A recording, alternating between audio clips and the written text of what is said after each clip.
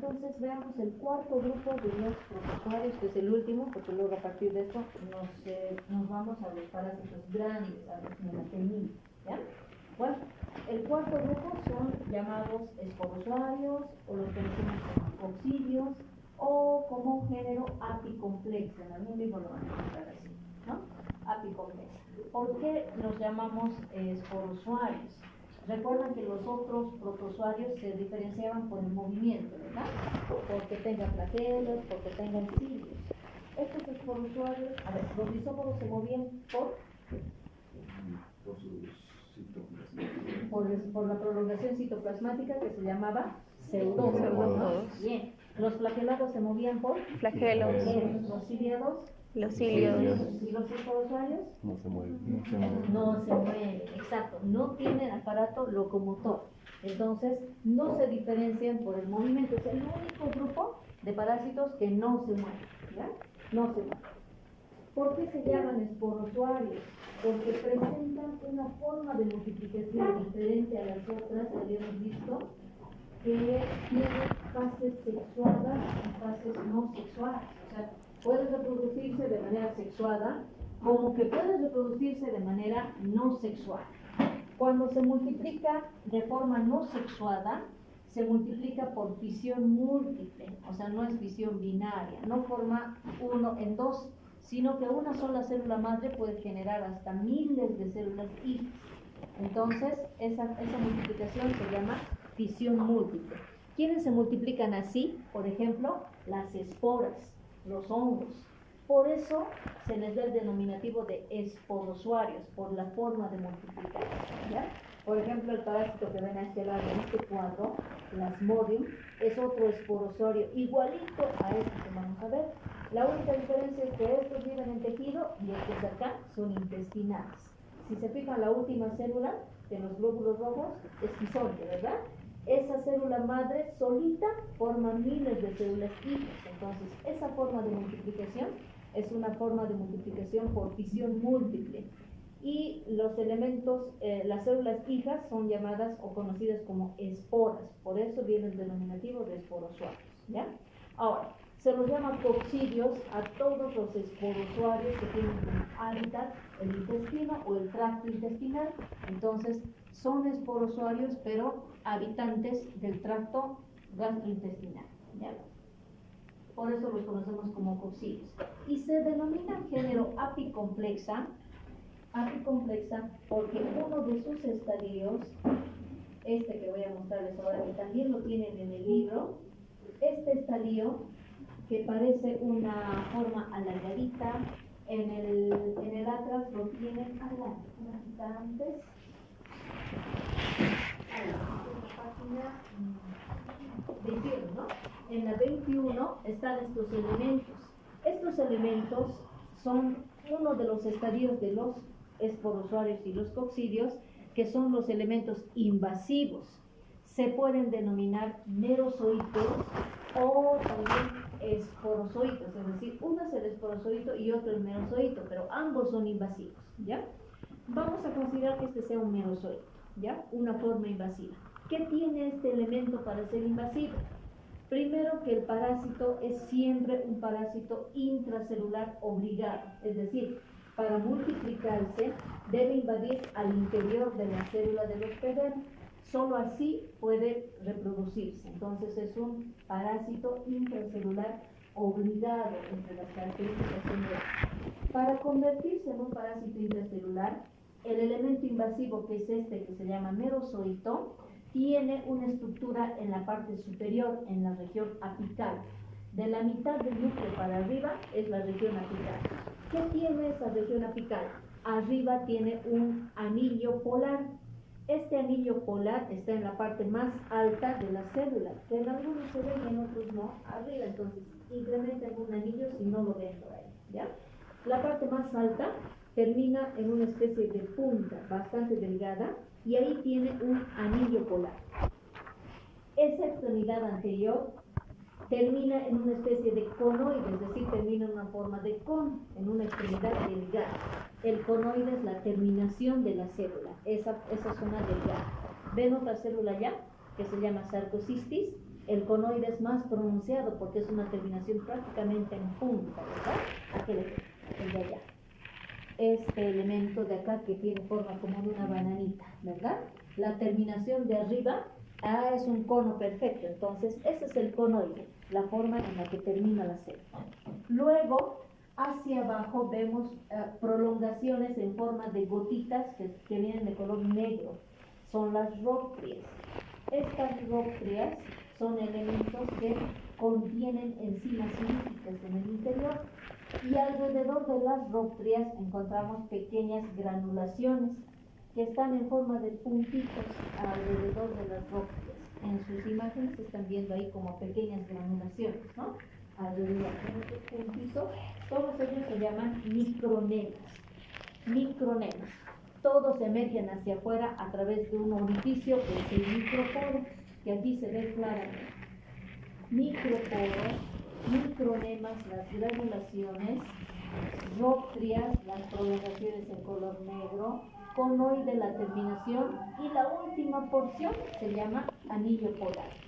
Toda esta estructura es conocida como complejo apical.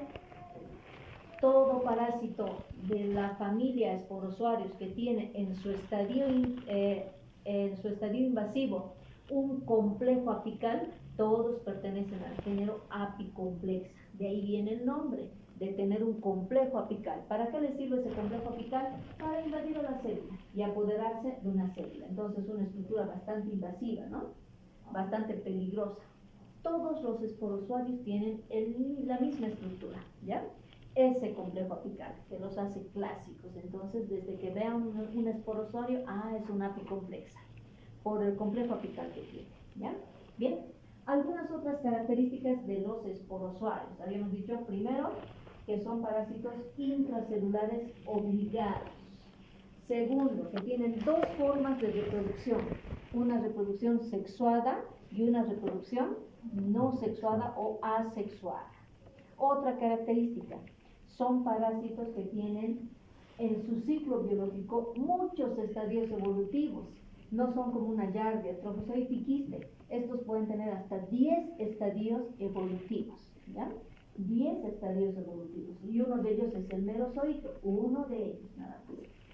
Otra característica es que son parásitos en los que la patología depende del sistema inmunológico del hospedero. O sea, son enfermedades dependientes del sistema inmunitario del hospedero. Quiere decir que si el paciente o el hospedero es inmunocompetente, la enfermedad puede pasar como asintomática. Pero si es un inmunocomprometido, la enfermedad puede ser aguda y hasta mortal.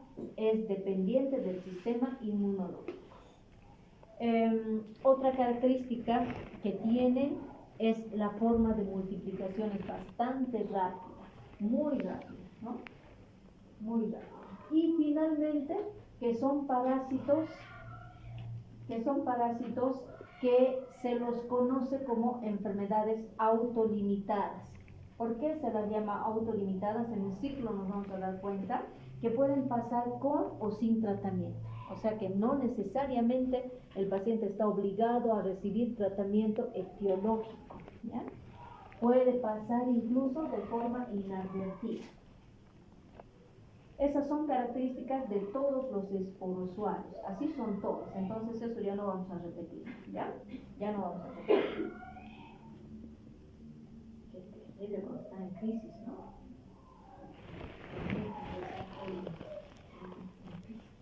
Bien. Este es otro de los estadios, se llama ooquiste. Notarán que esto ya se denomina de forma diferente. Se llama ooquiste. No se parece al quiste, ¿verdad? ¿Por qué existía el quiste? ¿Cuál era la finalidad del quiste en lagartija, en llave y en amejas? Una forma de protección o una forma de resistencia. Este ooquiste tiene la denominación O porque significa falso quiste. ¿Por qué es un falso quiste? Porque este elemento, un quiste verdadero, cuando adopta el estadio de quiste, no se mueve y no se multiplica, ¿verdad? Es un estadio inerte que solo le sirve para resistir al medio externo. En cambio, este falso quiste internamente sí se multiplica, por eso es un falso quiste. O sea que no sigue las reglas de un quiste verdadero, ¿no? Entonces se llama falso quiste. Ya van 2 estadios, ¿no? Y los otros estadios los vamos a conocer ahora. Vayamos al ciclo biológico. Cuando aprendamos todo un ciclo, entonces entendemos qué es lo que está ocurriendo con el organismo. La parte más importante de los esporozoarios es aprender ciclo biológico. Quisiera trabajar con este ciclo de acá, el de la pantalla, o con el ciclo del atlas. De la pantalla, porque podríamos abrir el documento también del atlas y trabajar con este ciclo.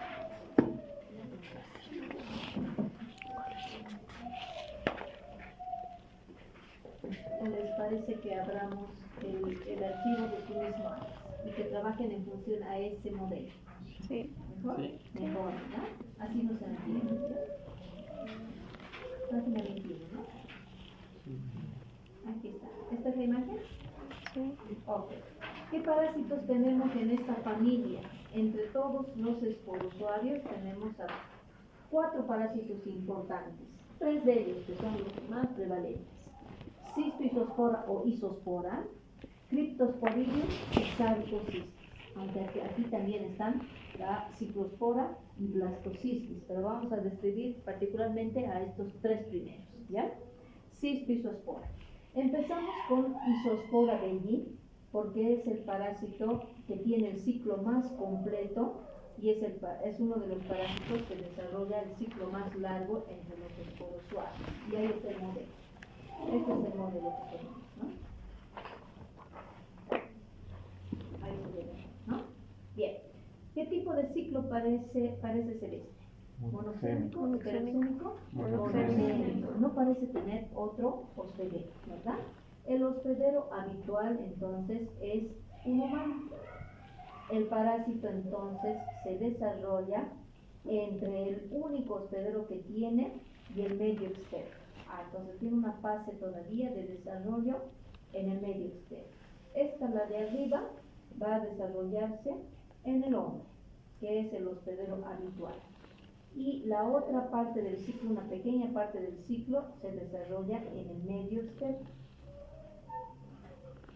Medio externo. Bien. ¿Dónde está habitando dentro del humano? Dentro del humano, en el intestino delgado.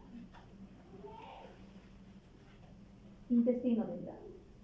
Entonces, si el parásito está en todo esto que es el intestino delgado, una vez que sea eliminado, empezamos siempre por la fase de eliminación hacia la derecha, ¿ya? Bueno, si está siendo eliminado, ¿por qué vía va a ser eliminada? Por materia fecal. Entonces vamos a escribir en negro los procesos. En este momento, la eliminación, ¿ya? En azul, los medios por donde se elimina, por materia fecal, ¿verdad? Por materia fecal.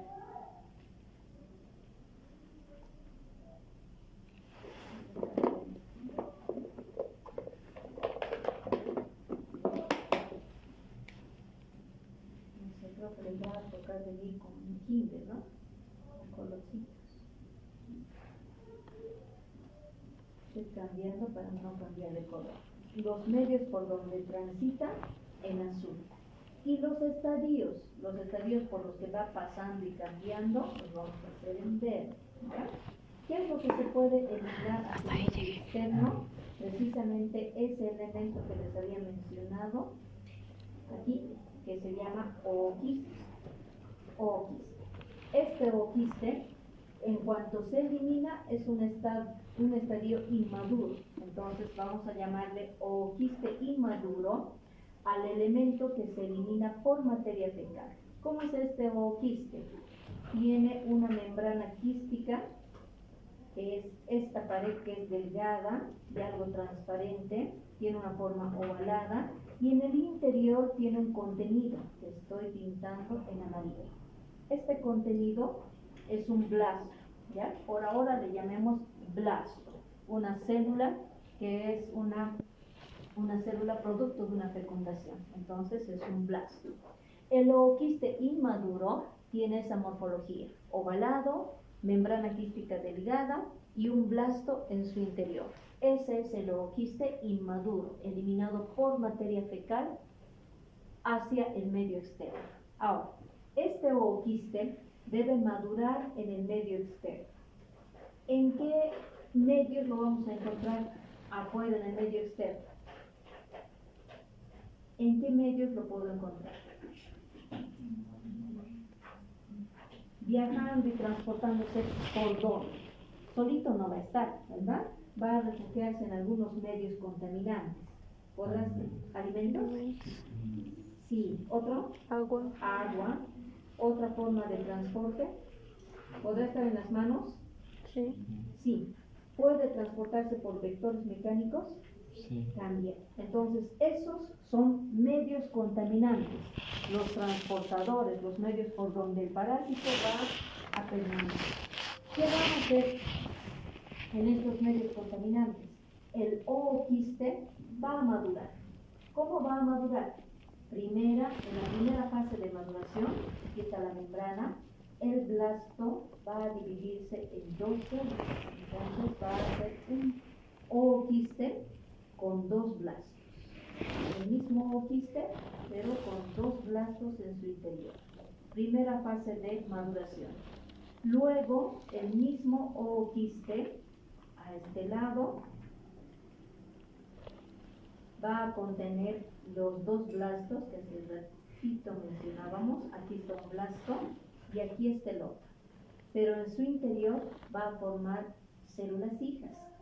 Y esas células hijas se van a denominar esporozoitos. Los esporozoitos tienen forma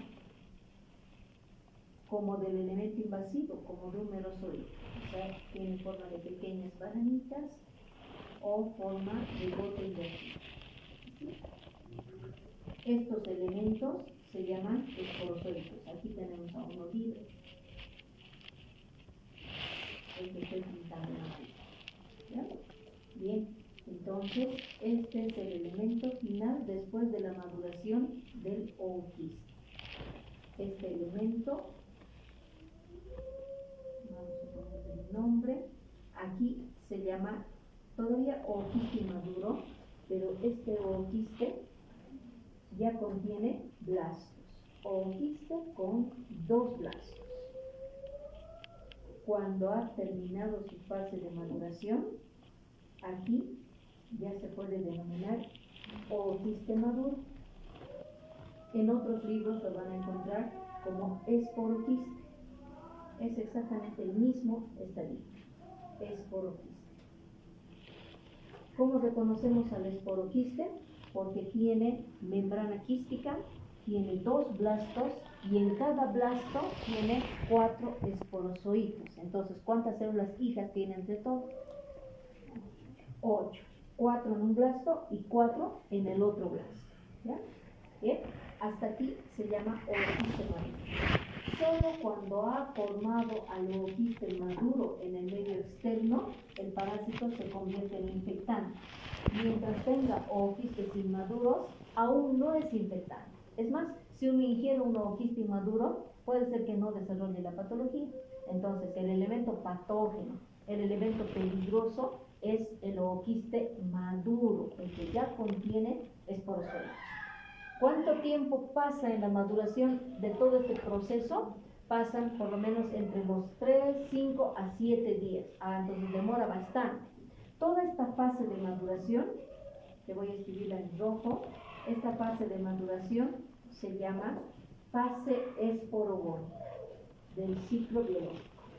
La fase esporogónica se desarrolla en el medio externo y se forma desde la eliminación del ooquiste inmaduro hasta la formación del ooquiste maduro con esporozoides. Por eso se llama fase esporogónica. ¿Ya? Bien, ahora el parásito está listo para ingresar.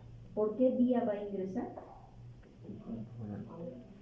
Por la vía oral. Entonces, vía de ingreso, vía oral. Mecanismo. Mecanismo. puerta de ingreso, los lugares por donde ingresa son azules, ¿no? Entonces, vía de ingreso, oral. El mecanismo en negro, el proceso, se llama fecalismo, ¿no? Fecalismo. Porque va a ingresar por algún alimento, por agua, por manos, por vectores. Fecalismo. El elemento infectante, ¿quién es? El que ingresa o quiste maduro. Ese es el elemento infectante. ¿Ya? Bien. Una vez habiendo ingresado por la boca, ¿cuál es el siguiente paso después de la boca? Esófago. Ahí no pasa nada. El siguiente estadio, estómago, ¿verdad? No puede irse al intestino porque no hace pasos directos, no puede acortar pasos, sino sí o sí por estómago. ¿Qué ocurre en el estómago? Se debilita la pared quística, se debilita y destruye la pared de los blastos y quedan libres las células hijas, o sea, los esporozoitos, ¿no? Entonces, ahora tenemos aquí al elemento invasivo. Aquí pongamos un nombre. Se llama esporozoito.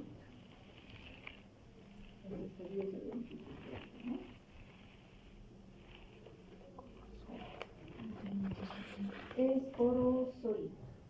Esporozoito. ¿Bien? ¿Quién es el esporozoito? El elemento invasivo, ¿no? Estoy volviendo a pintar de amarillo. ¿Bien? Ya está libre en el estómago. Ahora pasa recién al intestino delgado, ¿no? Ahora sí estamos en todo lo que es el hábitat del parásito, que es el intestino delgado. Estoy volviendo a escribir acá. ¿Ya? Bien. Este esporozoito, como es invasivo, tiene complejo vital, entonces va a apoderarse de la célula entérica. Va a ir hacia un enterocito, aquí está el borde del cepillo, y va a apoderarse. Este es el elemento parasitario. En cuanto se ha apoderado de la célula entérica, este parásito deja de ser esporozoito y adopta la forma de trofozoito. Como trofozoito, primero se forma el trofozoito inmaduro y luego el trofozoito maduro. Entonces, vamos pegando, aquí se llama trofozoito. Trofozoito. El de abajo, trofozoito inmaduro. Y el de arriba, trofozoito maduro. Maduro. Luego estamos en la etapa 2, ¿verdad? Pasando a la 3. En la siguiente etapa, el parásito, que sigue siendo este, que está en amarillo, inicia una fase de multiplicación asexuada, o sea que se divide por fisión múltiple. Una vez que se multiplica, forma miles de células hijas, y estas son las células hijas. Cuando la célula madre se llena de células hijas, estalla la célula, se lisa y libera las células hijas. A la célula madre que inicia el proceso de multiplicación, lo vamos a denominar esquizón. Entonces, ¿quién es el esquizón? La célula madre que se multiplica por fisión múltiple de forma asexuada. Esquizón. En la primera fase de multiplicación, todavía divide cromatina, esquizonte inmaduro. Cuando se llena de células, ahora viene el esquizonte maduro. Y en cuanto estalla y se lisa la célula madre, las células hijas se denominan merozoitos. Merozoitos. Estos merozoitos son merozoitos tipo 1 o generación 1. Los que han llegado por primera vez al intestino. Una vez que los merozoitos se forman y se liberan hacia la luz del intestino, estos merozoitos pueden volver a otra célula entérica e iniciar otra fase de invasión. Nuevamente se apoderan de otros enterocitos, se multiplican o se apoderan de la célula entérica, forman trofozoitos, otro esquizonte, generación 2. Este esquizonte vuelve a formar células hijas, pero tipo 2. generación 2. Entonces hay merozoitos generación 1 o clase 1, merozoitos tipo 2, incluso vuelven a ingresar por tercera vez y forman otra fase de reproducción asexual. 3 veces hacen el mismo ciclo. Hace rato les decía que estas son enfermedades dependientes del sistema inmunitario, ¿no? Ahora, ¿dónde juega un rol importante el sistema inmune? Toda vez que se liberan esporozoitos y merozoitos, aquí debe haber una célula blanca, que puede ser un macrófago, neutrófilo, o monocito, o eosinófilo, que fagocite a los elementos invasivos. Si el sistema inmunitario es competente, tiene miles de células preparadas para exterminar al parásito. Entonces, el 80% de los elementos invasivos son exterminados por el sistema inmunitario, por la inmunidad natural de la persona. Pero si la persona no tiene células fagocíticas especializadas en el exterminio del parásito, entonces el parásito se apodera del hospedero y empieza a invadir y a invadir, y se multiplica cuantas veces quiera, porque nadie le impide la replicación. Por eso es dependiente del sistema inmunitario, ¿ya? Entonces, mientras haya un sistema competente con fagocitos, con células fagocitarias, todos los elementos invasivos, estos de acá, merozoitos del primer orden, segundo, tercero, y los esporozoitos pueden ser exterminados por el sistema inmunitario. Ahora, ¿cómo es que, por ejemplo, hay personas que no desarrollan la enfermedad? Porque han creado anticuerpos y han creado células especializadas para exterminar. Entonces, nuestro sistema inmunitario está preparado. Bueno, cuando se ha producido la tercera fase de reproducción sexuada, esta fase de replicación asexuada se denomina fase esquizogónica. Toda esta letra, ¿ya? Entonces, ¿dónde escribimos aquí? Y en rojo. Esta fase del ciclo biológico se llama fase esquizogónica. Fase esquizogónica. Toda esta que está subiendo para arriba, toda esta línea, desde que se liberan los esporozoitos hasta que se forman los diferentes estadios de merozoitos. Merozoitos tipo 1, tipo 2 y tipo 3. ¿Cuántas veces se desarrolla la esquizogonia?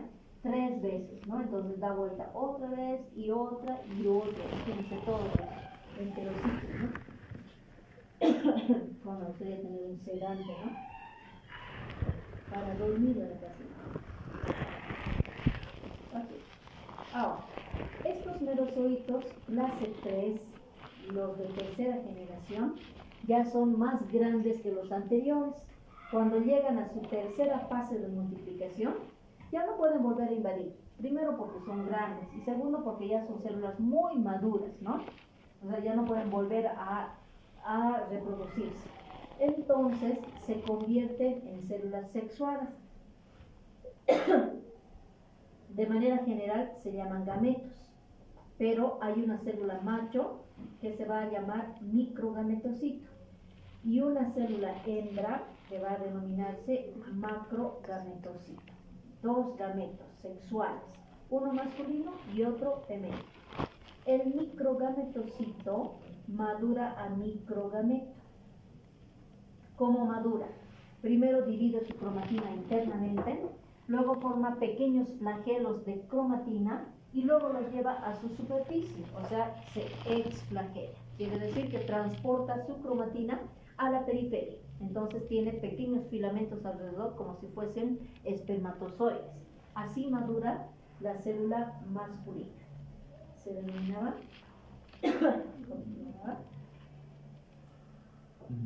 microgametocito y microgameto. Microgametocito a la célula madura y microgameto a la célula madura. Como nosotros, ¿no? Cuando uno es pequeño se llama Jorgito, Luisito, Danielito, qué sé yo.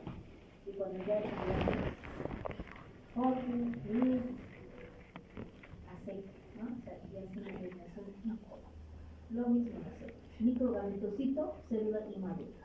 Microgameto, célula madura. Esa es la célula madura. La célula hembra se llamaba macrogametocito. embrioncito y la célula madura, macrogameto. ¿Cómo madura el macrogameto? Solamente crece. Crece de una célula pequeña, se convierte en una célula más grande y da la apariencia de un óvulo, parece un óvulo. Y cuando las células están maduras, ¿qué les toca?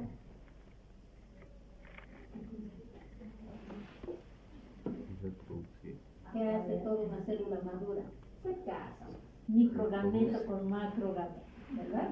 Entonces hay el matrimonio, estas se conocen, deciden unirse,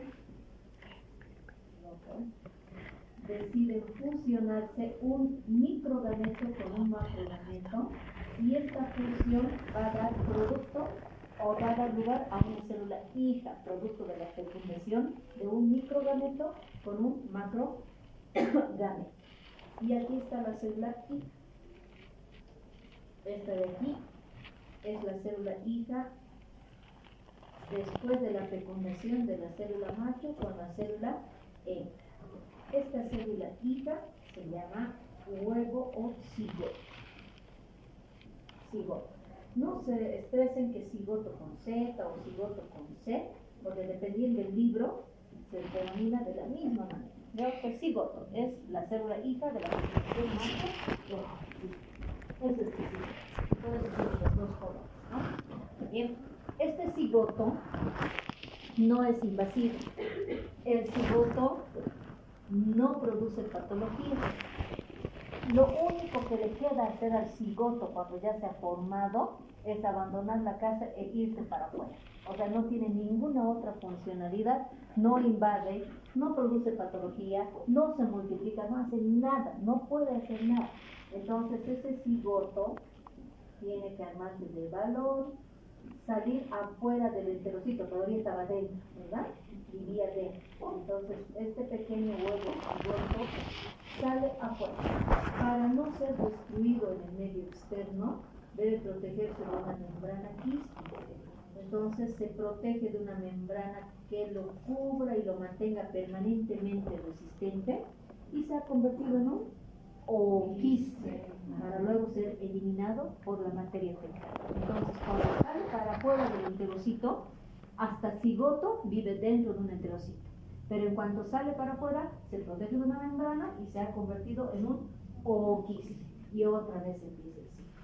Esta fase de reproducción sexuada, esta fase se llama fase gametogónica. Toda esta de aquí.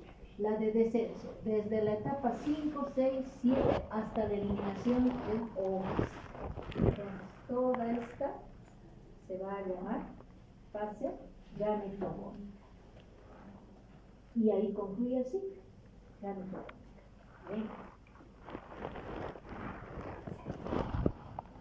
Entonces, ahí se ve, ahí, creo que ahí se ve, ¿no?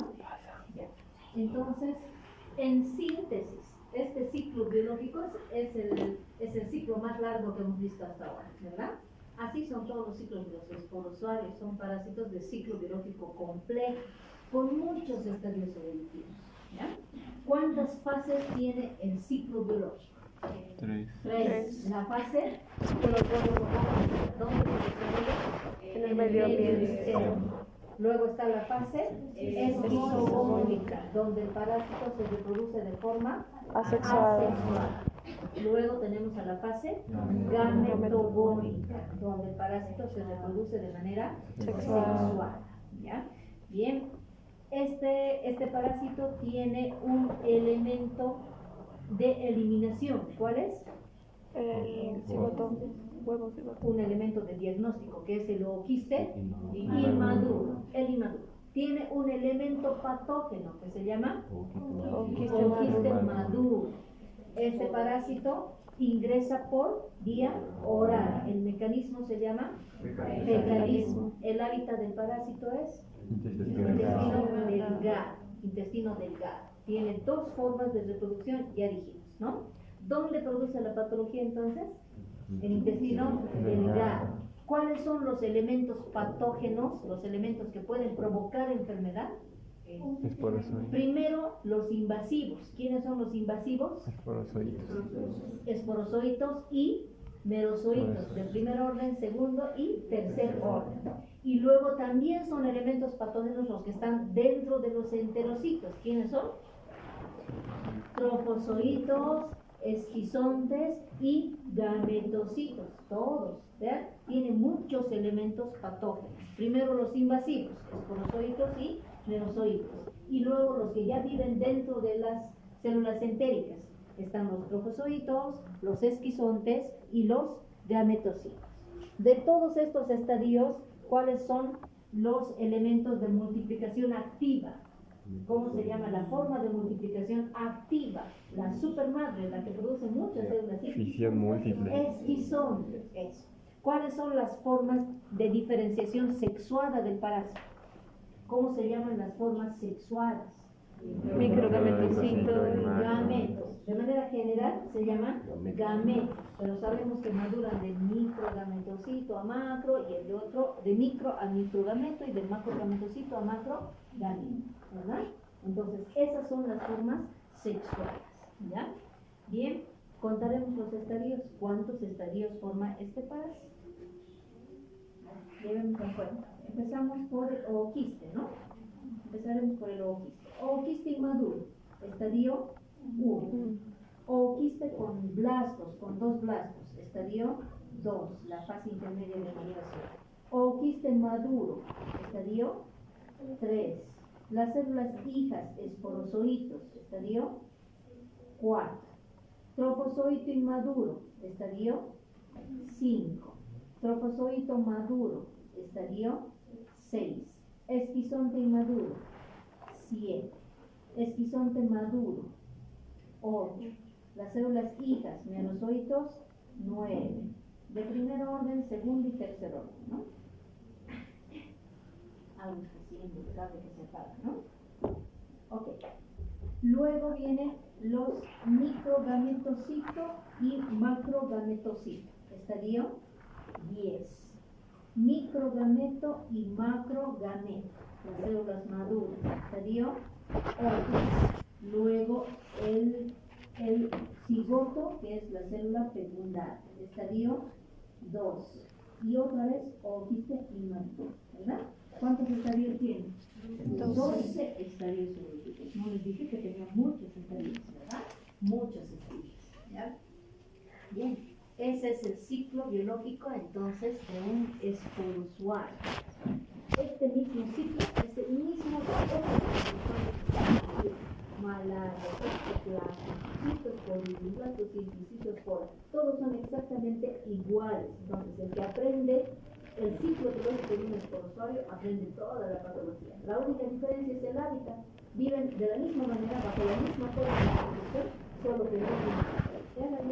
Abajo está la gameta y arriba la esquizogónida. Una esquizogónida y la otra en glóbulo rojo. Igualita, ¿ven? Trofozoito, esquizonte, merozoide. Y abajo, micro, macro, gametocito, huevo, cigoto, o quinete, o quiste, la forma de eliminación. Es exactamente el mismo ciclo de todo. Entonces, vamos a aprender isospora, ¿no? Para poder aprender los otros. ¿Puedo pasar? ¿Puedo borrar esta, no? Ya tienen la imagen. Entonces ahora ya saben cómo hacer un ciclo biológico, ¿verdad? Cómo completar su ciclo biológico, ¿ya? Entonces no se trata solo de pintar, tienen que estar todas las estructuras, los lugares por donde pasan, los estadios por los que transmite el parásito y los lugares por donde tenemos.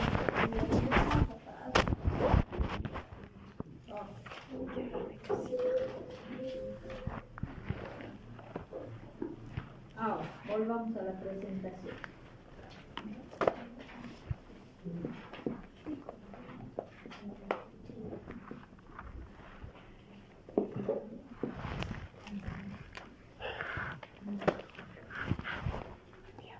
Muy bien.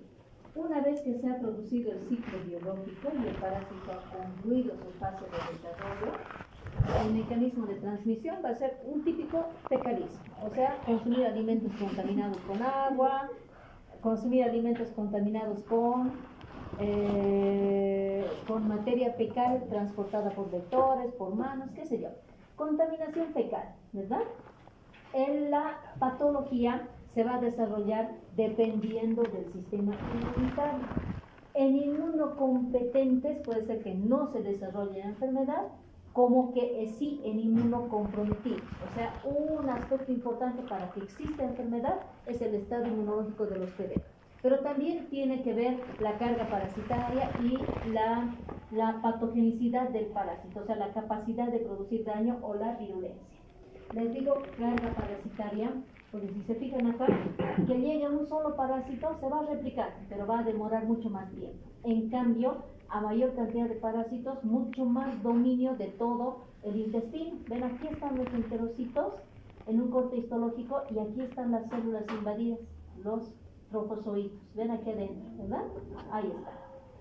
Cuanto más células invadan a los enterocitos, aquí hay otro, ¿ven? Aquí están las células invadidas, los enterocitos invadidos por el parásito. Todos se replican hasta apoderarse de toda la célula.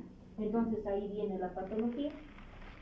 La patología puede pasar asintomática en un inmunocompetente, como que puede ser grave en un inmunocomprometido. Ahora, si se fijan en la siguiente hoja, en el cuadro, en la hojita del cuadro patológico, que ya está escrita, despierten, que ya está escrita, sáquense dos hojas ahí, a la 25. ¿Qué hace el parásito como para provocar daño? ¿Elimina toxinas? Sí, de los micronemas que tiene, elimina toxinas líticas. Entonces hay una acción tóxico-irritativa y tóxico-lítica, ¿verdad? ¿Cómo se defiende el intestino? Aumenta el peristatismo, produce un proceso inflamatorio y aumenta la secreción mucosa. ¿Cómo se llama la patología? Inflamación del intestino delgado, enteritis. Esta enteritis se manifiesta clínicamente por dolor abdominal, diarrea, náuseas, vómitos, algo de temperatura y todo eso. Entonces, cuando un paciente desarrolla la enfermedad, tiene un proceso agudo diarrea. Se va a parecer mucho a la yardiosis, porque las deposiciones son líquidas bastante agudas. Entonces, el paciente va a vivir con ese problema que va a ser un problema intestinal. ¿Ya? Bueno, entonces, nada complicado. ¿Cómo está la patología? Perdón, en la 26. Tratando de buscar, ¿no? En la 26. Ahí está el cuadro patogénico de los 3 parásitos, ¿no? En la patología. Entonces, lo más importante aquí es el problema entérico, la infección o inflamación aguda que sufre el paciente. ¿Ya? Este cuadro se puede complicar. ¿Cómo puede complicarse? Ya que son niños o mayores los afectados, el primer problema es perder líquido. Entonces el paciente se deshidrata. Y luego de la deshidratación puede pasar a la desnutrición. Entonces puede irse complicando de manera que el paciente pierda primero líquido y luego pierda nutrientes, pierda tejido, ¿no? Tejido. Diagnóstico. ¿Cómo podemos hacer el diagnóstico? Si es un parásito que se elimina por materia fecal, lo tengo que buscar en la materia fecal. ¿Qué espero encontrar en la materia fecal? Quistes inmaduros. Ah, no los encuentro todos, entonces, ¿los de arriba o los de abajo? Los de Los de arriba. arriba. Esos son los inmaduros, porque solo tienen un solo elemento esférico que se llama blasto, ¿verdad? Este que parece un ojito es un oquiste inmaduro. En cuanto empieza el proceso de maduración, primero forma esta célula, el mismo oquiste con 2 blastos, y luego la otra célula, oquiste con 2 blastos y con esporozolitos adentro. Entonces, esta ya es la forma madura, oquiste maduro de isospora, ¿ya? Estas células, si se fijan bien, tienen una membrana quística, sobre todo la de arriba, muy delgadita, que rara vez lo van a poder reconocer al microscopio así nomás, porque esta membrana hace que no se vea nada más que un redondito, un círculo pequeño. ¿Cuánto mide micras? 8 a 10 o 12 micras, o sea, con objetivo de 40 resulta dificultoso reconocer a la célula. Hay una forma de mejorar la visualización. Esta es una. Llevar a la muestra de materia fecal a un método de concentración. El método de concentración puede llamarse, por ejemplo, método de concentración por flotación o método de pausa. Así también se buscan gaseados, por ejemplo, hablamos, ¿no? Entonces, si por métodos de concentración, todos los ooquistes aparecen reunidos en un solo lugar, entonces mejoramos la visualización. Vean, aquí no hay uno, hay otro arriba y otro más abajo. Ooquistes inmaduros, incluso formando ya dos blastos en fase de maduración, pero concentrados. Otra forma de mejorar la visualización es llevando a la muestra de coproparasitológico a una tinción. La tinción para bacilos ácido alcohol de 70, se llama tinción de Ciel-Nielsen. A la tinción de Ciel-Nielsen, ¿cómo se veían los bacilos? De color fucsia o rojo intenso, ¿verdad? Fucsia. Y el fondo azul, ¿ya? Azul. El parásito se ve de la misma manera. El parásito es resistente a la decoloración, entonces adopta el colorante primario, que es la fucina, por eso se tiñe de un color fucsia. El fondo, el resto de las sustancias son sustancias que son sensibles a la decoloración, entonces se decoloran del primer colorante, que es fucina, y adoptan el segundo colorante, que es azul de metileno, por eso se los ve azules, ¿ya? Cuando aprendan, ya llevaron bacilos ácido alcohol resistentes ahí. Esos bacilos se ven de color fucsia en fondo rojo, ¿ya? Asimismo se va a ver a un ooquiste de isosporo. Este ooquiste, por ejemplo, no sé si ven acá, el elemento parasitario está aquí, ovalado, y solo el blasto se tiñe de color fucsia, en un fondo azul. Entonces esto es un coproparasitológico con tinción de Ciel-Nielsen. Un poquito más grande acá, ovalado, la membrana quística no se tiñe, solo el blasto, el contenido dentro, ¿ya? Bien, una vez hecho el diagnóstico, nos vamos al tratamiento. Dijimos que es una enfermedad autolimitada. ¿Qué significa? Que cuando el parásito llegue a la gametogonia, ya no puede volver a invadir. Entonces, ¿qué le queda? Ser eliminado, con o sin tratamiento. Por eso es que muchos pacientes pasan sin tomar una sola medicación específica para isospora y son eliminados. Hasta que llegas a la gametogonia, el parásito solamente tiene un camino: salir por materia fecal. Entonces no necesita tratamiento. ¿Sabían que el coronavirus es otra enfermedad autolimitada? Llega, cumple su ciclo y luego es eliminado después de terminar su ciclo. Pero me dirán, pero hay otros que han muerto. Claro, ¿por qué mueren las personas igual que acá? Si están inmunodeprimidos o con una enfermedad de base, no toleran el proceso infeccioso, es decir, se complican solitos. ¿Se dan cuenta? Se complican por su mismo proceso de defensa.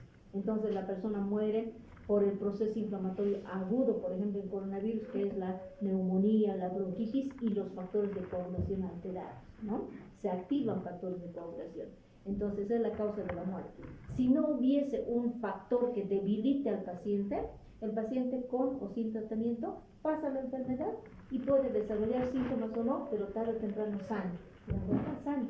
Entonces uno que tome un matecito o que tome ivermectina o antivirales o reciba plasma, de todos modos, si su sistema inmunitario es fuerte, va a pasar la enfermedad. Y así muchos han pasado asintomáticos. Es más, ni se dieron cuenta que habían pasado por coronavirus, ¿verdad? Entonces es lo que ocurre con las enfermedades autolimitadas, ¿ya? ¿De qué depende? Si el paciente está con proceso diarreico, puedo no dar tratamiento etiológico y puedo solamente hidratarlo. Lo mantengo hidratado para evitar la deshidratación o la desnutrición. Entonces mantenemos la hidratación y el paciente va a salir de esta enfermedad. ¿Se dan cuenta? Ahora, ¿cuándo necesito dar tratamiento etiológico? Cuando la carga parasitaria es alta y el paciente está inmunodeprimido y eso hace que desarrolle la enfermedad de forma aguda. Cuando el cuadro clínico de la enteritis sea grave, sea fuerte, aguda, con muchos síntomas, entonces tengo que dar tratamiento. El medicamento de elección para esporusuarios es que es una asociación de dos drogas, sulfamethoxazol más trimethoprim. Esta droga asociada con dos tipos de antibióticos que no son antiparasitarios, antibióticos, se compra en las farmacias como cotrimoxazol. O sea, el medicamento se compra como cotrimoxazol, pero internamente sabemos que tiene dos medicamentos, sulfamethoxazol más trimethoprim. ¿En qué relación o concentración se presentan estos dos medicamentos? Generalmente la relación es 5 a 1. 5 de sulfamethoxazol por 1 de trimethoprim, ¿ya? Por ejemplo, la dosis de niños viene como una dosis de cotrimoxazol de 120 miligramos. O un poquito de niños más grandes, cotrimoxazol de 240 miligramos. A ver, cotrimoxazol.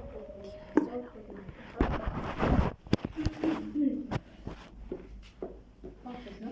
Eritromicina, metro. No está. Ok. Cotrimoxazol de 120 miligramos. Y este es el primer error del mundo. Cuando uno no está muy familiarizado con la droga, con el medicamento, en una receta generalmente prescriben cotrimoxazol de 120 miligramos. Y esto es un gran error, porque no existe el cotrimoxazol de 120. Porque este cotrimoxazol es una asociación de dos tipos de drogas. Una sulfa, que es el sulfamethoxazol, y una diaminopirimidina, que se llama trimethoprim. Una relación 5:1, ¿verdad? Por cada gramo de trimethoprim hay 5 de sulfamethoxazol. Entonces, si hay 20 gramos de trimethoprim, multiplicamos por 5. ¿Cuánto hay de sulfamethoxazol? 100. Entonces, no se pide como 120 miligramos, se pide cotrimoxazol de 100/20 miligramos. 100 de sulfamethoxazol, 20 de trimethoprim. La otra dosis de niños es la dosis cotrimoxazol 240. Para adultos, cotrimoxazol de 800, 160 para adultos. Y hay otras cargas un poquito más altas, ¿ya? Entonces es importante saber que son dos drogas asociadas para el tratamiento de cualquier tipo de esporo suave, ¿ya? ¿Cada cuánto se da? 2 veces al día por 5 a 7 días, como todo antibiótico, ¿ya? ¿Qué hace este cotrimoxazol? Exterminar a las formas invasivas, exterminar a los esporozoitos y a los neozoitos. ¿Para qué? Para bajar la carga parasitaria y para que el paciente pueda desarrollar la patología un poco más leve. No extermina todas las formas parasitarias, pero por lo menos sí a los elementos invasivos. Entonces, por eso es bueno dar tratamiento para este tipo de enfermedades, ¿ya? En el comercio, el cotrimoxazol viene con nombres comerciales: Bacticel, Cotrim, Sulfatrim y otros nombres, ¿no? Generalmente estos son los más comunes, ¿ya? Bacticel, por ejemplo, Sulfatrim, Flutrim y algún otro nombre comercial, ¿no? Pero todo es cotrimoxazol, ¿ya? Cotrimoxazol. Eso en cuanto al tratamiento. Entonces no vayan a cometer esos errores. El otro parásito se llama Cryptosporidium. La enfermedad es la criptosporidiasis. Esta imagen ya la habían visto en la portada de Campus, ¿verdad? Es esa misma, ¿ya? Después, porque es una excelente fotografía electrónica de Cryptosporidium, pues ya saben que ese es el parásito, Cryptosporidium. Este Cryptosporidium es otro esporozoario intracelular obligado. La forma humana se desarrolla en base a algunas de las especies de Cryptosporidium. Hay muchos entonces Cryptosporidium. Si se fijan aquí, el elemento invasivo es otro ooquiste, el que está arriba. La diferencia entre este ooquiste de Cryptosporidium y el ooquiste de Isospora es que el ooquiste, este de acá, es redondito y pequeño, mucho más chiquito que el otro. Isospora es alargado. Entonces, se ve de forma diferente. Cuando uno ve esto a un copro parasitológico con tinción de Ziernielsen, también se va a ver de un fondo, de un color fucsia en un fondo azul. ¿Cómo sé que es Cryptosporidium? Porque el elemento es circular, redondito. En cambio, Isospora era alargado, parece como un ojito, ¿verdad? Como un ojo. Entonces, la única diferencia, luego los dos se ven exactamente igual. Les decía que hay muchas especies. de Cryptosporidium. De todas estas especies, las especies predominantes en el humano son Cryptosporidium parvo y Cryptosporidium hominis. Las otras son prevalentes en otros animales, particularmente aves, anfibios y algunos reptiles. Hace unos años están haciendo, tecnología médica está haciendo un diagnóstico en las palomas, en las palomitas que se crían en la plaza y en el mercado central. ¿Y saben qué parásito encontramos con mucha frecuencia?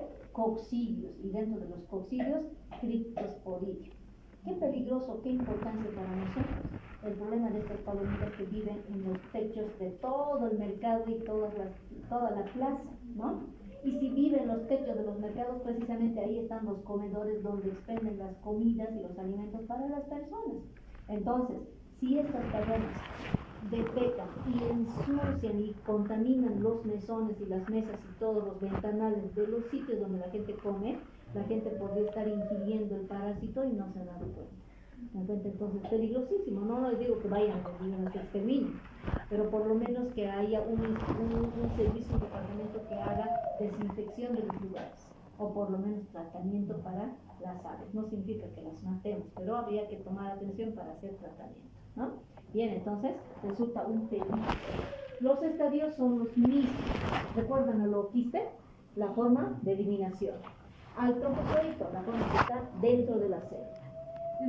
El meronte, que es el mismo esquizonte, la célula madre, la que se multiplica muchas veces. Los gametocitos, las formas sexuadas. Y el cigoto, que es la célula hija, ¿ya? La célula hija. Esto que están viendo acá es, por ejemplo, un esquizonte, la célula madre. Esta célula madre, cuando se abre, libera a las células hijas. Entonces, esta célula en forma de semiluna se llama merozoito. Y elegante la forma de liberarse, ¿no? Interesante. Y por eso me encantó tanto esta fotografía que la puse en el portal. Precisamente porque parece muy interesante. Al ciclo biológico. ¿Este ciclo lo tienen? No. Es el...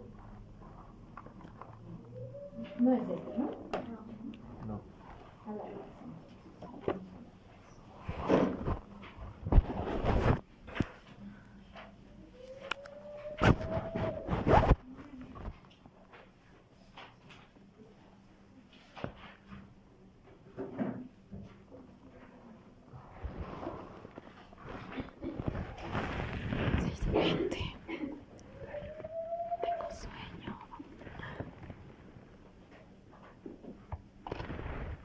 No vamos a describir todo el ciclo, simplemente nos vamos a focalizar en las diferencias. Este, ¿no?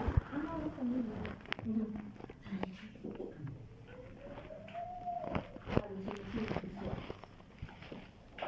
Ahora sí se ve, este, ¿no? Este. Bien, este es el ciclo de vida. Este ciclo es otro monoxeno, o sea que solo tiene un hospedero, pero también tiene una pequeña fase en el medio externo. Voy a dividir con una línea la fase del medio externo, ¿ya?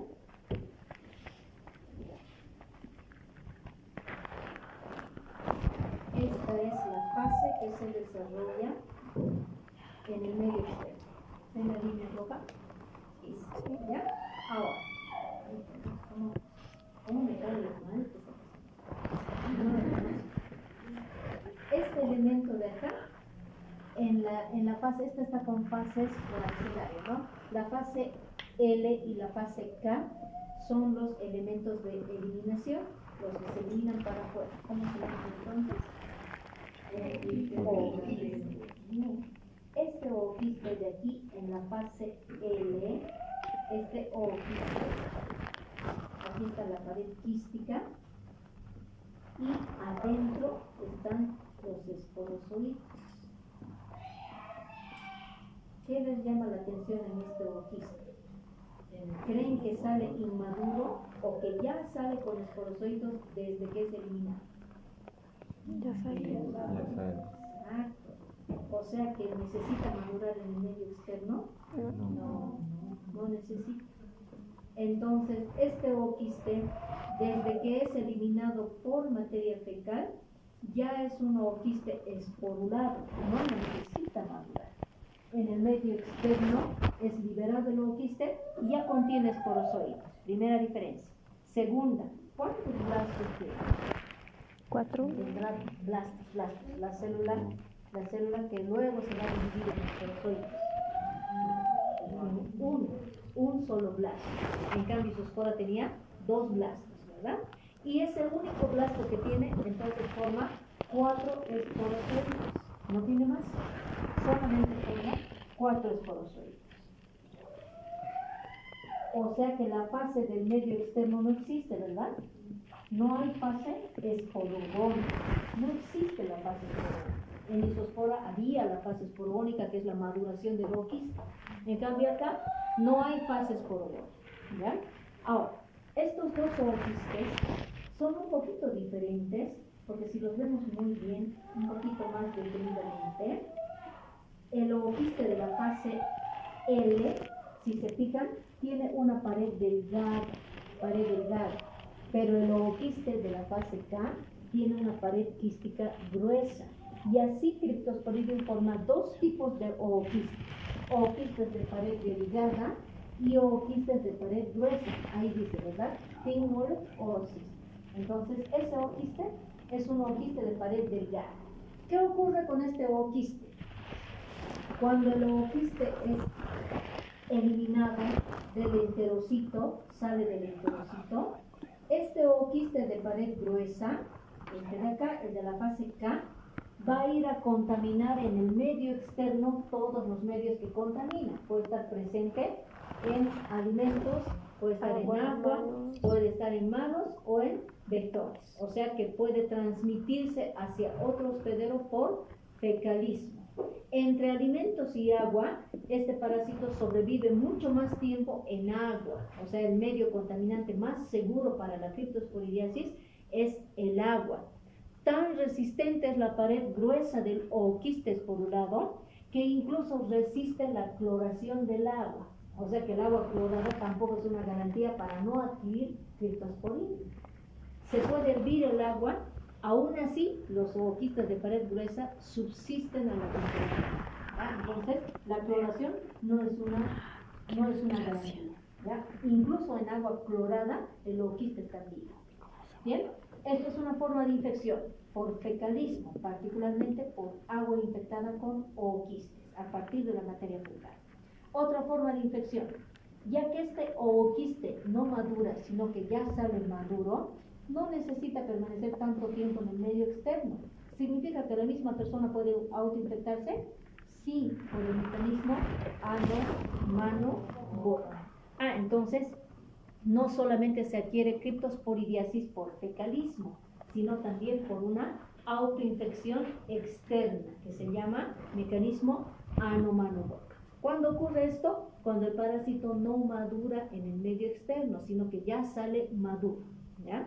En cambio, Isospora tiene que pasar 3, 4, 5 días afuera madurando. Entonces, esto es diferente, ¿ya? Tiene otra forma de infección. Cuando los ooquistes son de pared gruesa. ¿Qué ocurre con el ooquiste de pared delgada?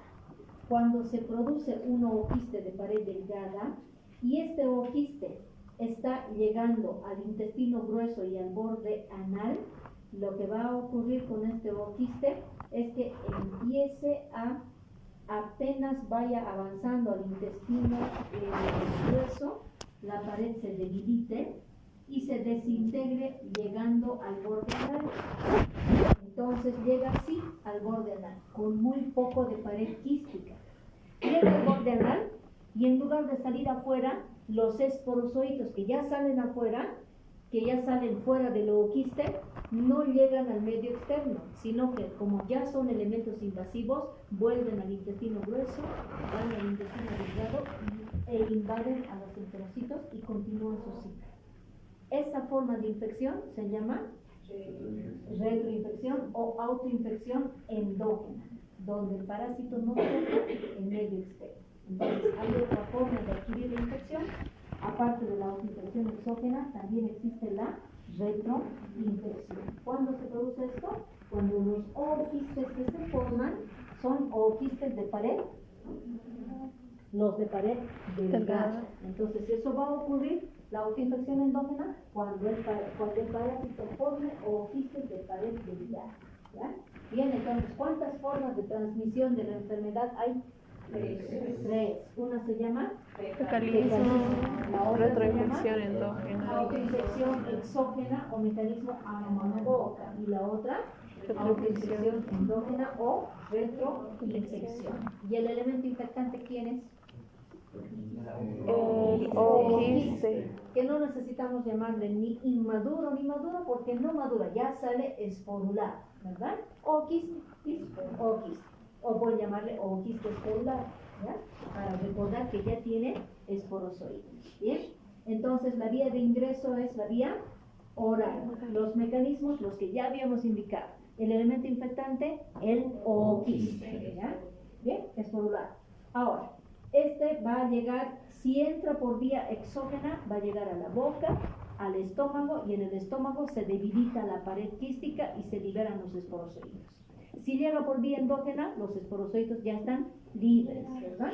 Libres. ¿Qué hacen estos esporozoitos? Aquí están, en la fase B. ¿Qué hacen los esporozoitos? Invadir a las células entéricas, introducirse a la célula entérica y empezar a formar el trofozoito, que es la primera forma invasiva, la primera célula invadida, ¿no? Y luego multiplicarse internamente bajo la forma de un meronte. Solo cambiamos el nombre, ya no se llama esquizonte, sino meronte. Es la misma célula. ¿Ven aquí otra diferencia entre isospora y cryptosporidium? ¿Quién ve otra diferencia entre el ciclo de isospora y esto que ocurre en cryptosporidium? No hay la reproducción sexuada. Hay la reproducción sexual. Ay, recién la vamos a ver. Pero aquí, ¿qué diferencia ve? ¿Alguien ve algo diferente? Hay dos merogonias. También desarrolla. O sea, forma trofozoitos, luego merontes, otra vez vuelven a ingresar y otra vez merontes. Es que está en los cilios, no está adentro. Eso. El isospora iba dentro de la célula entérica, a la mitad del enterocito, es intramural la localización. En cambio, cryptosporidium es periapical, está en el borde cepillo del enterocito, no va tan adentro. Como es un poco superficial, aquí se protege de una pequeña membrana. Ven esta membrana, que se la voy a pintar de un color verdecito.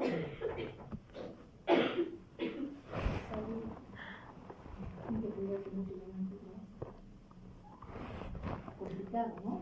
¿Cuántas veces ya? Ahí. ¿Ven una capa protectora? Esa especie de capa protectora se llama vacuola parasitófora. Entonces vive protegido en todos sus estadios por la vacuola parasitófora. Y acuérdense, la ubicación de isospora es dentro del intestino, es intracelular o intramural. En cambio, la localización de cryptosporidium es periapical, está en la periferia del borde cepillo de los enterocitos. Es un poco más superficial, ¿no? En cambio, Sarcocystis, el otro parásito, es transmural, está mucho más profundo, en capas más profundas del epitelio, más adentro todavía. ¿Ven este cuadrito de acá? Isospora, cryptosporidium, Sarcocystis. Vean, isospora a la mitad de la célula. Cryptosporidium en la superficie. Sarcocystis más adentro de la célula. Entonces, es un excelente cuadro como para fijarse en las diferencias de un parásito al otro. ¿Ya? Bien. Entonces, esta es la primera merogonia, la primera reproducción asexuada. Este meronte, en cuanto estalla, libera las células hijas que se llaman merozoitos tipo 1. Estos son los tipo 1. Vuelven a invadir a otros enterocitos y forman otra multiplicación merogónica, otra reproducción asexuada, y los siguientes merozoitos, aquí están, merozoitos tipo 2, merontes, la célula madre, merozoitos, las células hijas, ¿no? Una vez que estos merozoitos forman la segunda fase de replicación, ¿vuelven a una tercera? No. Fíjense cuántas reproducciones asexuadas hacen. Solamente 2. En cambio, isospora realizaba 3 de los mismos ciclos, ¿verdad? 3 esquizogonias. Aquí, 2 merogonias. Una vez que ya los merozoitos son maduros, ¿qué les queda? Diferenciarse en células sexuadas. el microgametocito se convierte en microgameto, forma cromatina alrededor de la célula, y el macrogametocito en macrogameto, crece. Luego, ¿qué ocurre? La fecundación de las dos células y la formación de la célula hija, que se llama cigoto. Solamente que aquí no está, porque esto ya es el ooquistes por un lado. Entonces, en el lugar del cigoto al ladito, por favor, dibujen al huevo del cigoto, que es la célula hija, ¿no? Esa es la que no está ahí, ¿ya? No está. Siempre va con un ciclo, le falta algo, le sobra algo, ¿no? Bien, entonces ahí no está el huevo cigoto, dice cigoto, pero en realidad no está la célula, ¿no? Bien, ese huevo cigoto sale para afuera, para ser eliminado, se protege de su membrana quística y se convierte en ooquiste. Solo que puede formar ooquistes de pared delgada y ooquistes de pared gruesa. Bien, haga este tipo de ciclo.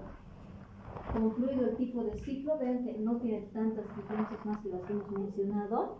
La patología es exactamente la misma. ¿Qué produce este parásito? Entonces, ¿qué produce como patología? Enteritis. Enteritis. ¿Cuándo va a provocar esta enteritis? Inmunodefinidos. Dependiendo si es un paciente inmunocompetente o inmunocomprometido. Ataca el epitelio, produce aplanamiento, destrucción del epitelio del intestino delgado, igual que el isospora. Exactamente lo mismo. En un paciente inmunocompetente puede presentar algunos procesos diarreicos, algo de vómitos, pero el paciente generalmente es oligosintomático, porque tiene defensa. En cambio, un inmunocomprometido va a desarrollar el cuadro de forma más aguda, con síntomas más graves, incluso asociando a otros gérmenes que pueden aprovechar del proceso infeccioso y hacer de esta infección algo más, digamos, algo más peligroso para el paciente. Por ejemplo, hay dos gérmenes oportunistas que aprovechan el estado del paciente para proliferar. Uno de ellos es este virus o es este hongo que se llama Pneumocystis carini, y hay otros como los tipos hemófilos que aprovechan del estado del paciente para sobreinfectar el tejido y convertir en una infección intestinal y también en un proceso respiratorio. Entonces, por eso pueden complicarse. Sí, son Pneumocystis carini, que son oportunistas. ¿Cómo hacemos el diagnóstico? Coproparasitología. Pero como la célula es muy pequeñita, no mide ni 2 micras, no se ve a simple vista. Entonces, en esta es obligatorio hacer tinción de Ziehl-Neelsen. Obligatorio. ¿Cómo lo vamos a ver? Circulares, redonditos, de color fucsia en un fondo azul. Si son ovalados es... Si son ovalados, isospora. Y si son circulares y muy pequeños, criptospora. No hay otro parásito que se vea con la misma función. Otra opción, verlos a través de microscopios por inmunofluorescencia. Esa es otra forma de reconocer al parásito. Y para el tratamiento, si necesitamos hacer, ¿en qué podemos recurrir? Cotrimoxazol. Ya saben cómo, cuánto, por qué, ¿verdad? Antibióticos. ¿De qué debemos protegernos? ¿De qué debemos cuidarnos? Tomar en cuenta del agua contaminada, ¿ya? Porque resiste la floración. Se ha encontrado en algunos estudios hechos por Cryptosporidium que el único elemento capaz de inactivar a los ooquistes de Cryptosporidium es usar luz ultravioleta para desinfectar el agua o someterlos a ozonización. O sea, son medios agresivos para desinfectar, ¿no?, líquidos, pero si no hacemos uso de estos, los ooquistes, que son formas de resistencia, resisten cualquier desinfectante. DG6, cloro u otro desinfectante. O sea, no estamos libres, ¿no? Peligrosito, ¿no? Y además que tiene muchas formas de infección, ¿verdad? Muchas formas de aquí. O sea, cuídense mucho de Cryptosporidium. Les diré que no hay tantos reportes en Bolivia, y no porque no haya la parasitosis, es porque no hacemos métodos especializados, ¿no? ¿Han visto alguna vez que mencionan Ziehl-Neelsen para coproparasitología? Por eso no se describe. No es porque no hay, porque no se hacen estudios de Cryptosporidium. Pero hay muchos estudios en materia local de palomas y de cerditos. Imagínense, si ellos tienen, los humanos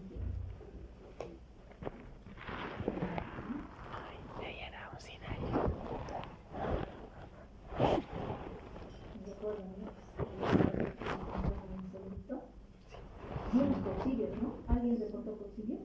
Sí. Es El de trichoris. Zoospora o de Cryptosporidium, de cualquiera de sus dos. El último parásito de este grupo, Sarcocistis. Tampoco vamos a descubrir todo el parásito, ¿no? Sarcocistosis, a este parásito lo van a ver en distintos hospederos dependiendo de la bibliografía que lean. Algunos estudian Botero, ¿verdad? Botero describe la sarcocistosis como una enfermedad prevalente en ganado ovino, o sea, en ovejas, ¿ya? Si revisan algún libro de parasitología de la línea, por ejemplo, Magrofil, Parasitología de Elmer, esta revista o este libro es un libro americano, describe la sarcocistosis como una enfermedad prevalente en ganado porcino, en cerditos domésticos y en cerditos salvajes. Pero si revisamos un documento o un trabajo de investigación boliviano, el hospedero, el animal prevalente que tiene este parásito es otro, es el ganado camélico. Esta enfermedad se describe en Bolivia en llamitas y en Perú con alpacas y vicuñas, porque son los animales de mayor crianza en estos países. Entonces, todo depende del tipo de libro que describa la enfermedad. Ya no van a encontrar casi nada en datos de sarcocistosis, por ejemplo, en Botero y en Atías, pero lo van a encontrar en otros archivos y documentos bolivianos, ¿ya?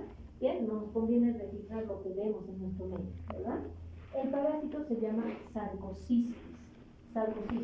Se desarrolla en dos hospederos diferentes. Necesita de un animal carnívoro, como también necesita de un animal herbívoro, o sea, transita entre carnívoros y herbívoros. Y en uno de ellos está el humano está dentro de los carnívoros, o sea, una forma común de infectarse es consumiendo carne infectada con el parásito. Y es la siguiente muestra que van a traer, ¿no?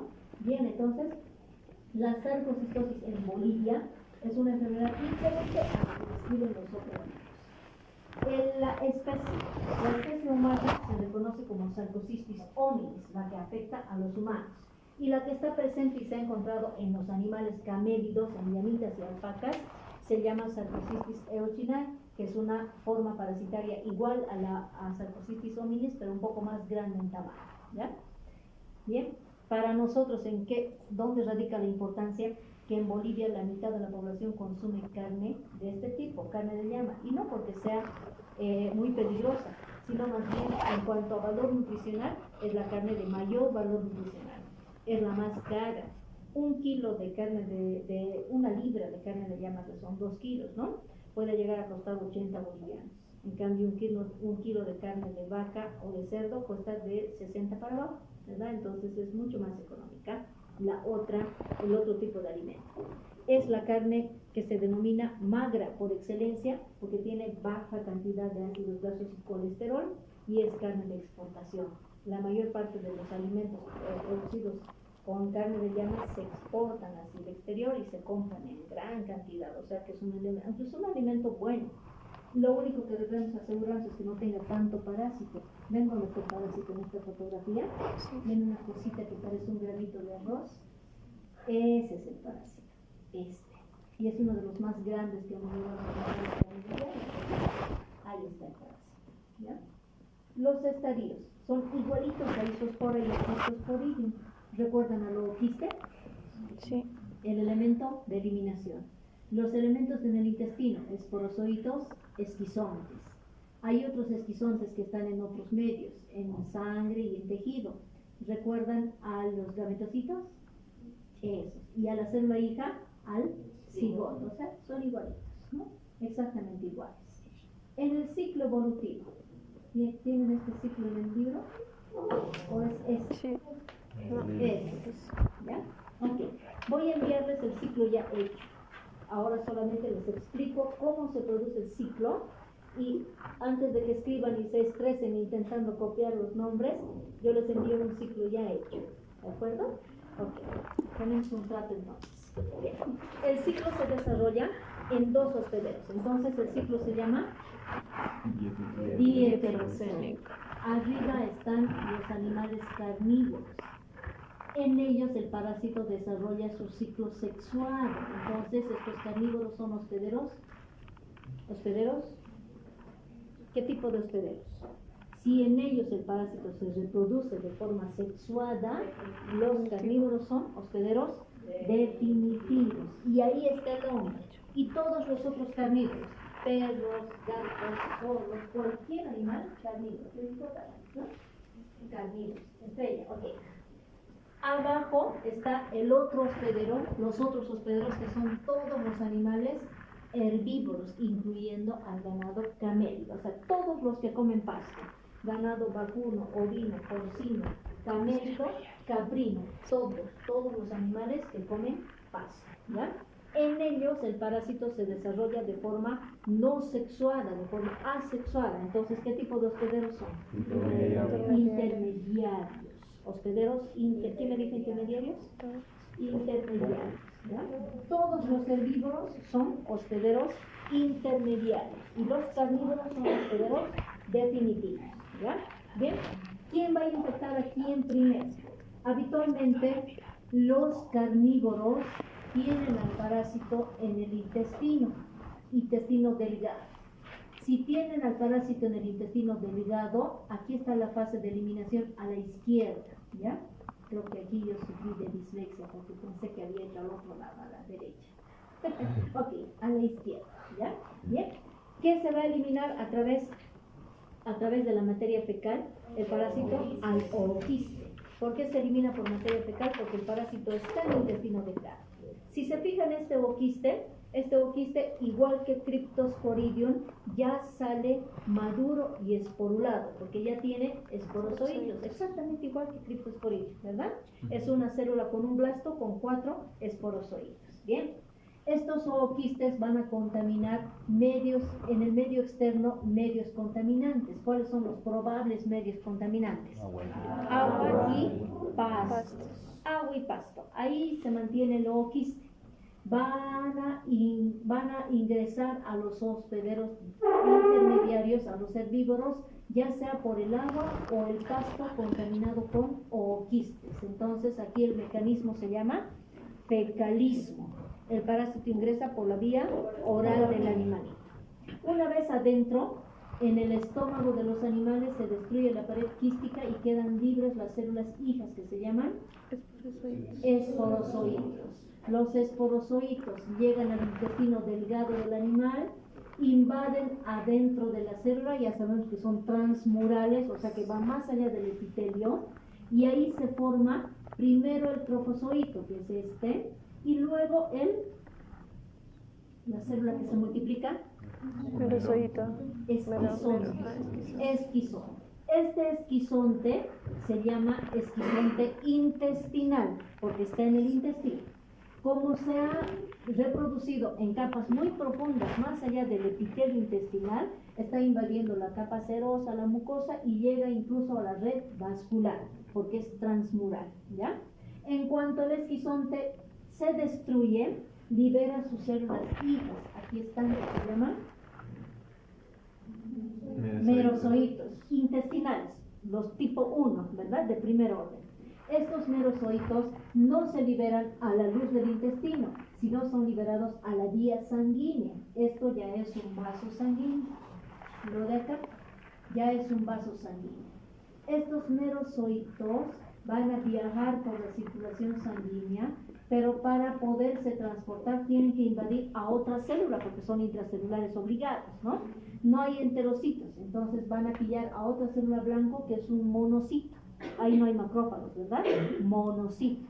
Entonces, invaden al interior de un monocito y estos merozoitos se multiplican dentro del merozoito de forma rápida. Una vez que estalla el esquizonte, este esquizonte se llama esquizonte hemático, que es el esquizonte que está viajando por la vía sanguínea, por la red venosa particularmente.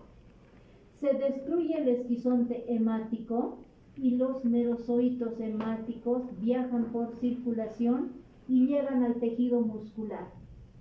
Estos serían multiplicados por reproducción asexuada, pero por multiplicación rápida. Por eso a las células hijas, a los merozoitos de los monocitos, se los llaman taquizoitos, porque se multiplican de manera rápida. Los que llegan al tejido muscular, los merozoitos tipo 2, ¿verdad?, forman otro esquizonte. Este tercer esquizonte de la tercera fase se llama esquizonte tisular. El otro se llamaba intestinal, el primero. El tipo 2 se llamaba hemático. El 3 se llama Tisular. tisular. Entonces forma tres tipos de esquizontes, ¿ya? Esquizonte tisular. Este esquizonte tisular vive en el tejido muscular, se multiplica internamente de manera lenta. En cuanto libera sus células hijas, que normalmente no las hace, se quedan ahí dentro, las células hijas se llaman radizoitos, porque se multiplican lentamente. Son los mismos merozoitos, pero con multiplicación lenta. Este esquizonte se protege de una membrana quística gruesa para sobrevivir en el tejido muscular y adopta otra forma quística que se llama sarcoquiste. Entonces, ¿qué es el sarcoquiste? Es un esquizonte protegido de una membrana quística en tejido muscular. Y ahí se queda, no puede salir, no tiene salida, entonces se queda. Si es que un animal carnívoro se come esta carne, se transporta al carnívoro. Si nadie se come esa carne, muere el quiste calcificado. Ese es el rol, ¿ya? ¿Bien? Pero vamos a ver que aquí sí hay un carnívoro, alguien que consume la carne del animal herbívoro y se infecta con el parásito. ¿Por dónde ingresó en el carnívoro? Vía oral. Vía oral. ¿El mecanismo se llama? Carnivorismo. ¿Y el elemento infectante? Sarcoquiste. ¿Qué forma tiene el sarcoquiste? Tiene forma de granitos de arroz. Granitos de arroz. Los más grandes los más chiquitos como granitos de plata. Este es un frasco de sarcoquiste. Ahí tienen sarcoquistes de sarcocistes. Ahí. Aquí hay otro para el otro. Para todos. Ahí. ¿Sí? Entonces hay sarcoquistes grandes y sarcoquistes chiquitos, ¿no? Entonces hay un montón de estos elementos que se encuentran en la carne de cualquier animal herbívoro. Cualquier animal. En nuestro medio hay mucho más en ganado carnívoro, pero también puede estar presente en carne de cerdito, en carne de ovejas y de otros animales, ¿ya? Bien, una vez que el carnívoro ha ingerido al sarcoquiste con la carne, este alimento llega al estómago. En el estómago se metaboliza la carne y la membrana quística. ¿Quiénes quedan libres?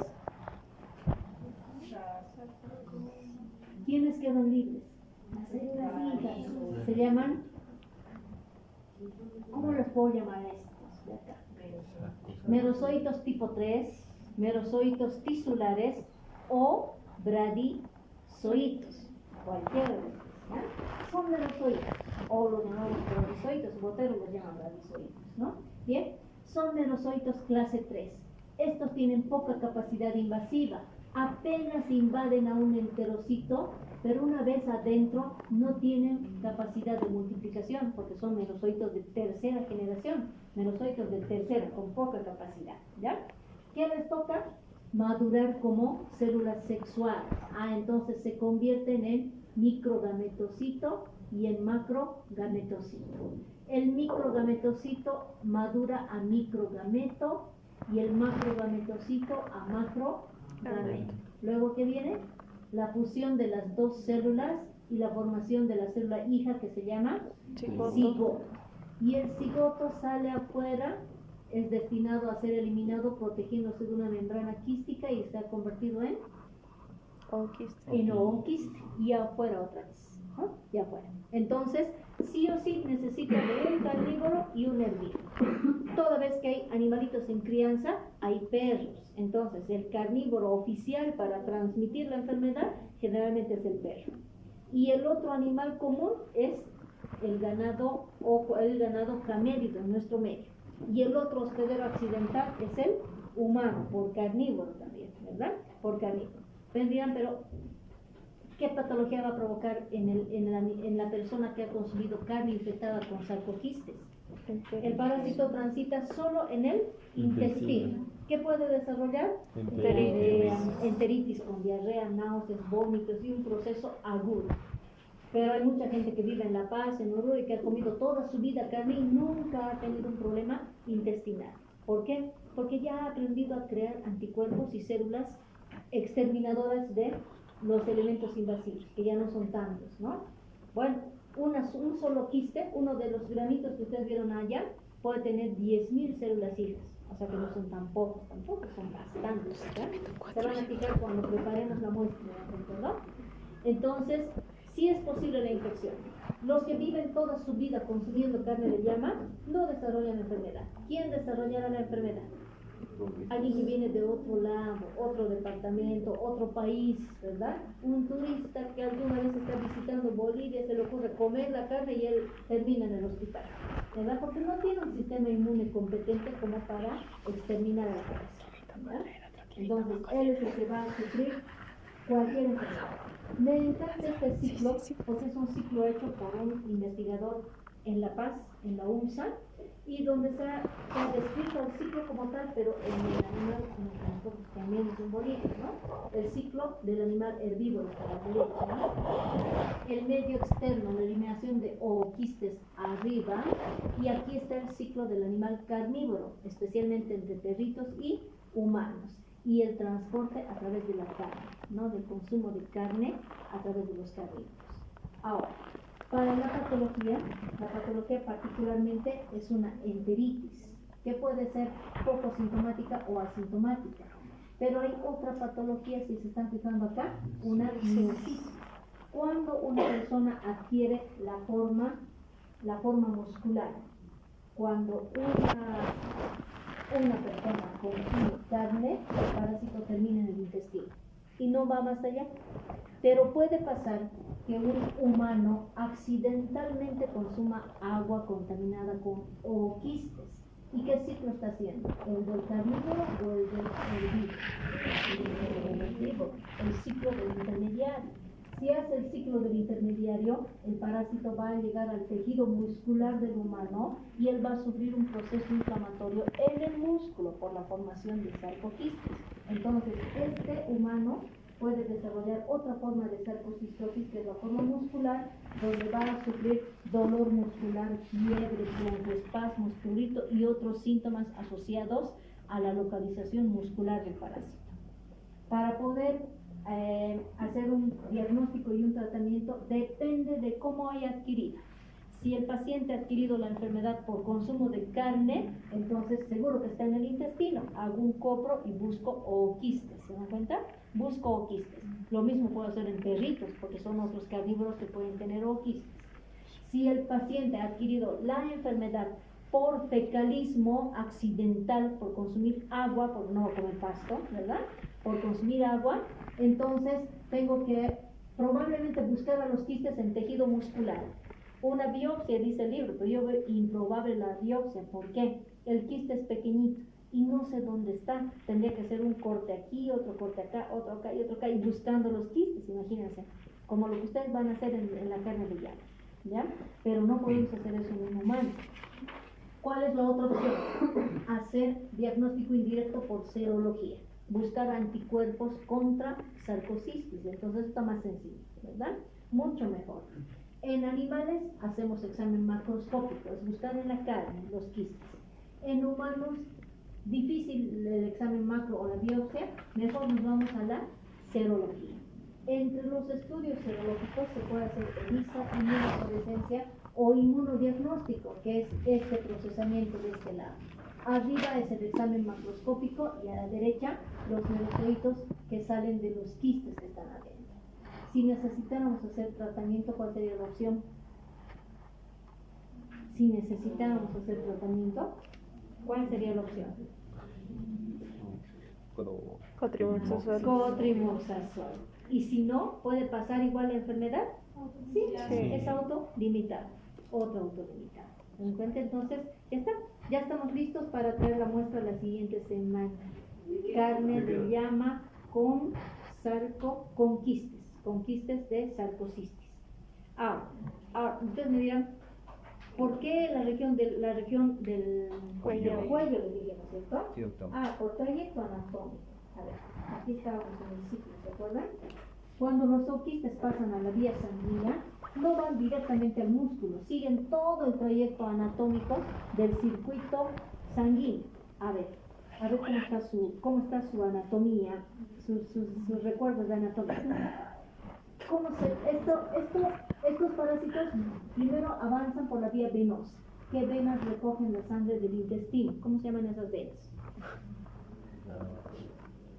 Ay, qué barbaridad. Mesentéricas. Hace el año pasado que pasaron anatomía.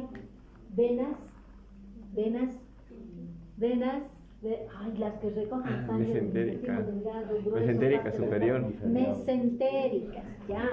Esas venas mesentéricas, ¿hacia dónde desembocan? Sí. Vena cava inferior. Antes de la vena cava inferior. Antes de la vena cava inferior pasan por hígado. Y para llegar al hígado, ¿por dónde llegan? Vena porta. ¿Quién me dijo vena porta? Ya. De la vena porta, ¿hacia dónde van? Ahora sí van al corazón, ¿por qué vía?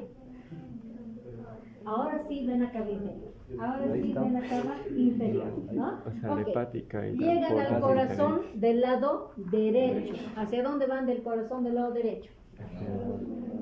A los pulmones, por arterias pulmonares, ¿verdad? Una vez que pasan por los pulmones, ¿por dónde vuelven al corazón? Venas pulmonares. Por venas pulmonares. Llegan al corazón izquierdo, ¿por dónde salen del corazón del ventrículo izquierdo? No. Ventrículo izquierdo. Por aorta. Una vez que salen por la aorta, el callado óptico tiene sus primeras ramas. ¿Cuáles son las primeras ramas? Aparte del tronco brachial. Carótidas. Las carótidas externa e interna después de la primitiva, ¿verdad? Las carótidas, ¿a dónde llegan primero? ¿Cuál es la primera región irrigada por la rama? El cuello. Y hasta que llegue al cuello, la circulación, los esquizontes han estallado y han liberado merozoides. Entonces, ¿a dónde van a ir a localizarse los primeros merozoides en forma de quiste? En la región del cuello. Luego, ¿a dónde irán? A la aorta torácica, luego al abdominal. O sea, los primeros órganos en ser afectados son el cuello, las vísceras del tórax y el abdomen, y los últimos sitios, las extremidades, porque al final se van a ir a dividir en ilíacas y todo lo demás. ¿Me dan cuenta? Por eso es que les pedí la región del cuello, porque 80% de los quistes están localizados en el cuello y los otros 20% en el resto de los tejidos. ¿Verdad? Bien, no está tan mal su anatomía, ¿verdad? Por eso un pequeño fragmento de la región del cuello. El cuello debe pesar como 4 libras, no todo el cuello, ¿ya? Peor toda la llama, no. Un pequeño pedacito, aquí necesitan 2 fragmentos pequeños. No le pido a la dueña, me puede vender carne con sarcocistis porque no les va a dar. Solo compren la carne sin desminar, ¿ya?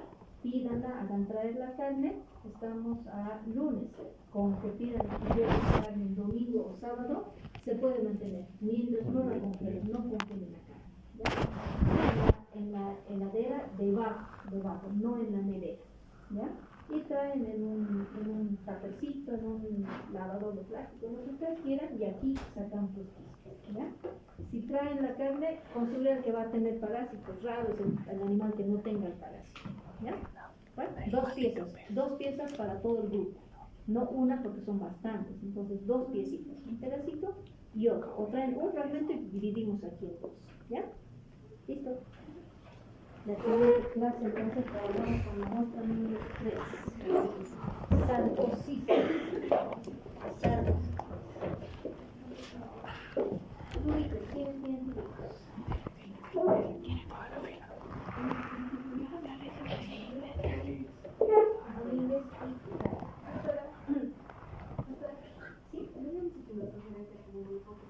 Por grupos, ¿no?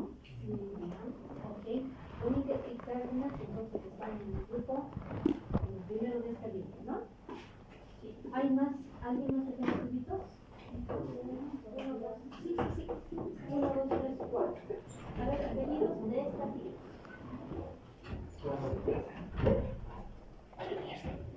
¿Córdoba? Carmen, ¿no? Sí. Después, Domingo. ¿Otro apellido? ¿De esta fila? Solar. Ya. ¿A esta fila? ¿En qué fila? ¿En esta fila? 12 te ubicas. Ya. Vamos a llevar aquí. Apellidos. Villavicencio. Villa. Déjale todos ya. Ya. Guay, ¿no? ¿Qué más? Rojas. Matías. ¿Quiénes más están en el grupo? Matías. ¿Ya? ¿Quién más? Javier. También. Bernardo. ¿Apellido Javier?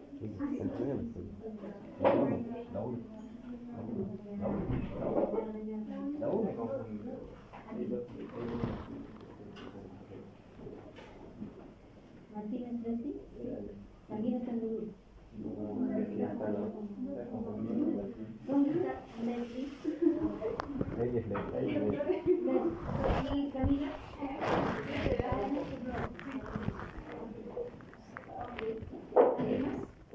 Vergara. Estamos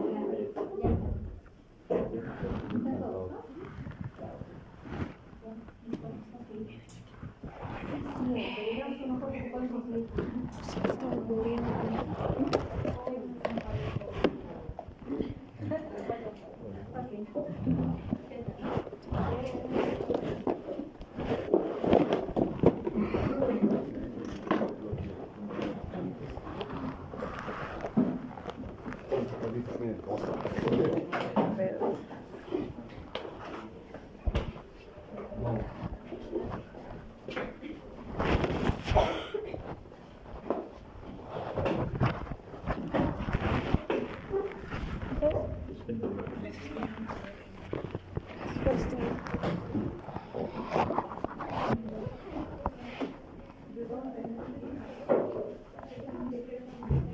A sus repeticiones añadan 3 parásitos más.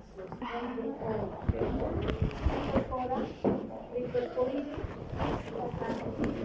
los 700. 800, 1100.